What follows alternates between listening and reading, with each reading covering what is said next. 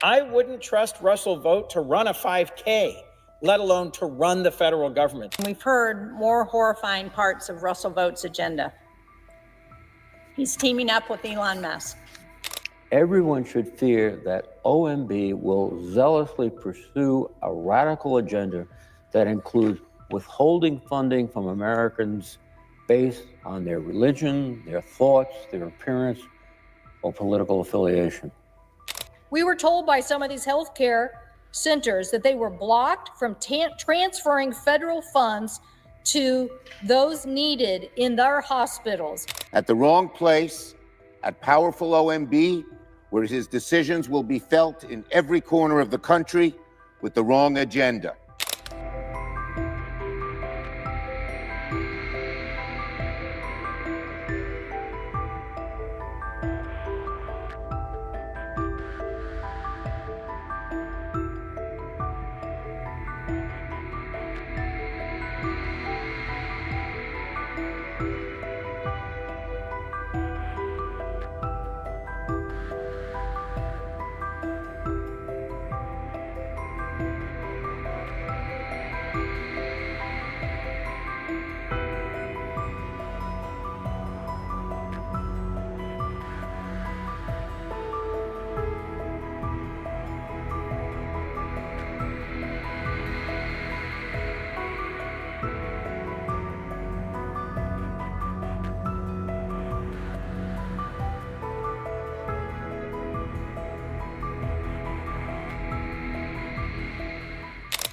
What they've done to USAID is a rehearsal for what they're doing next. And it was all designed by Russel Vought, the nominee to run OMB. He's the chief architect of Project 2025. He's going to make it the official project, make Project 2025 the official policy of the federal government. And in OMB, he has the power to implement it, to hurt every American, whether it's Medicare or Medicaid, Social Security, whether it's owning a home, helping afford a home, whether it's help for schools, for Head Start, for veterans, you name it. If you look at Project 2025, they want to slash so many of those things to bits.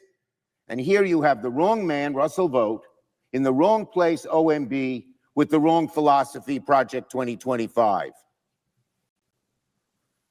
It's unfortunately 3 times bad.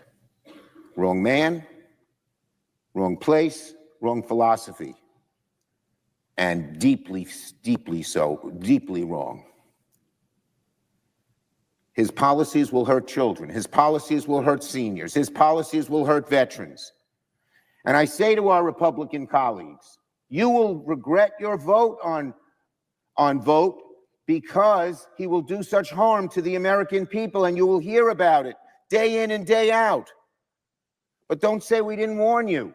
Don't say we didn't let you know. We've been on the floor for now close to 24 hours. We'll be on the floor close to 30 hours, the maximum we're allowed, to tell America from one end to the other that this man is dangerous, not just abstractly, not just in terms of Democrat, Republican, but in terms of how average people lead their lives and how we can make their lives better.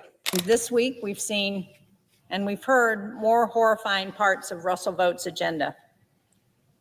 He's teaming up with Elon Musk. And last year, for the first time, thanks to PEPFAR, more than half of new HIV infections were outside of sub-Saharan Africa, one of the most successful health programs ever in U.S. history, put in by George W. Bush. And one of the only things that has stood between Americans and so many of the diseases that come from overseas is USAID. Now, I was listening to the prayer breakfast this morning, and I heard President Trump talking about his admiration for Billy Graham, for Franklin Graham, for the good work that they do. And then a few minutes later, I heard the morning news, and I heard them talking about what's happening in Sudan, where we have a famine, and millions of people desperate because of the conflict there and what's happening. And the news report said, if we don't get our foreign assistance turned back on to help the Sudanese, 8 million people are going to starve to death in the coming months. I can't imagine that Billy Graham or Franklin Graham support the idea of 8 million Sudanese dying because we've turned off the foreign assistance that we provided because Elon Musk doesn't like the United States Agency for International Development. Just down the hall here, during the inauguration, the folks who were sitting behind President Trump as he gave his remarks were certainly not the forgotten Americans. They included Elon Musk, the richest person in the world, and all the billionaire tech titans. So when President Trump in that inaugural address promised a new golden age for America, he was looking at the cameras, but he was talking to those tech titans sitting right behind him. And to provide that golden age for the billionaires and powerful in America, they're following a manual and an instruction book called Project 2025. Now, people might remember that during the last presidential campaign, candidate Trump was asked repeatedly about Project 2025. People said, is this your plan that's being put forward?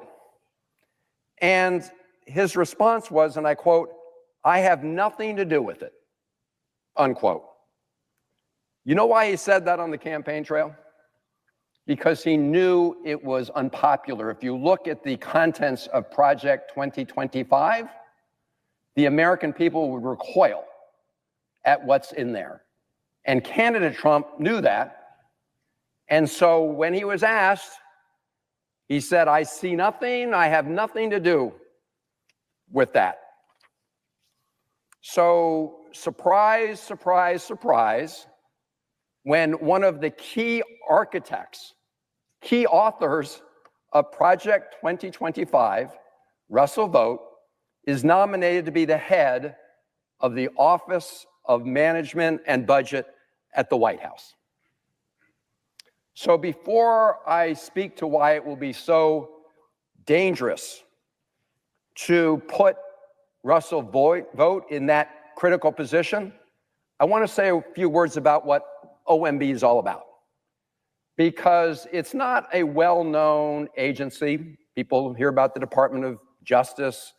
They hear about other important federal agencies, the Department of Health and Human Services. But what is OMB? OMB is the office over at the White House. It's in the executive office of the president. And it is the command and control center for the budget of the United States government. It oversees the budgets of every federal agency of the federal government. They feed their information, they feed their budget requests up to the Office of Management and Budget. And it's the Office of Management and Budget that makes the final decisions and sign off on all of those federal agency budgets across the government. So as I say, Russel Vought will be in the cockpit of this decision-making, overseeing every federal agency in our government. So let's learn a little bit more about Russel Vought, because we will be voting on that nomination later today. So what does he think about the federal employees in all of those agencies that OMB will oversee with respect to their budgets? Here's what he said about government employees, and I'm quoting here. He wants them to be, this is quote, be traumatically effective. When they wake up in the morning, we want them to not want to go to work because they are increasingly viewed as the villains. We want to put them in trauma, unquote. Again, referring to hardworking federal employees who do good work on behalf of the American people every day. We want to put them in trauma, he said. And if anybody doubts this quote, you just have to go online because it's on videotape. It's on videotape for the whole world to see.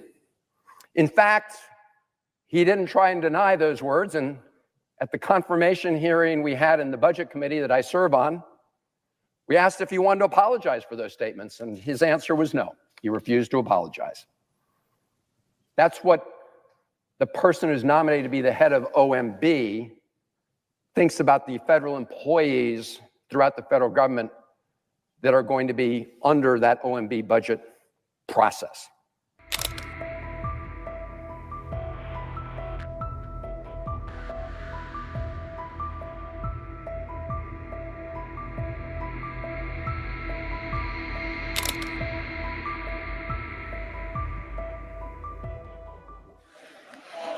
The yeas are 53, the nays are 47. The nomination is confirmed.